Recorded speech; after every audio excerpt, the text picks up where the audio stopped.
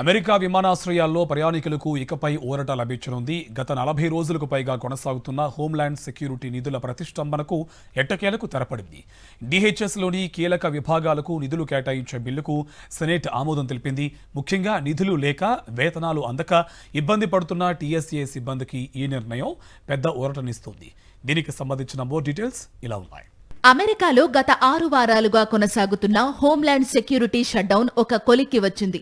సుదీర్ఘ చర్చలు, రాజకీయ ప్రతిష్టంభన తరువాత డిహెచ్ఎస్లోని మెజారిటీ విభాగాలకు నిధులు విడుదల చేసేందుకు సెనేట్ అంగీకరించింది. ఈ నిధుల కొరత వల్ల ముఖ్యంగా ట్రాన్స్పోర్టేషన్ సెక్యూరిటీ అడ్మినిస్ట్రేషన్ తీవ్రంగా ప్రభావితమైంది. సిబ్బందికి జీతాలు అందకపోవడంతో చాలా మంది విధులకు హాజరు కాలేదు. ఫలితంగా దేశవ్యాప్తంగా విమానాశ్రయాల్లో గంటల తరబడి వెయిటింగ్ టైం పెరిగి ప్రయాణికులు నానా అవస్థలు పడ్డారు.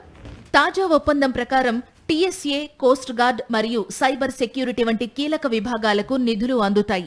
అయితే ఇమ్మిగ్రేషన్ వంటి కొన్ని వివాదాస్పద అంశాలపై ఇంకా చర్చలు కొనసాగుతున్నప్పటికీ విమానాశ్రయ సంక్షోభాన్ని పరిష్కరించడమే లక్ష్యంగా సెనేట్ ఈ ముందడుగు వేసింది. ఈ నిర్ణయంతో టీఎస్ఏ సిబ్బందికి బకాయి ఉన్న వేతనాలు అందడమే కాకుండా విమానాశ్రయాల్లో భద్రతా తనిఖీలు వేగవంతం కానున్నాయి. రానున్న రోజుల్లో ప్రయాణాలు మళ్లీ సాధారణ స్థితికి చేరుకుంటాయని అధికారులు భావిస్తున్నారు.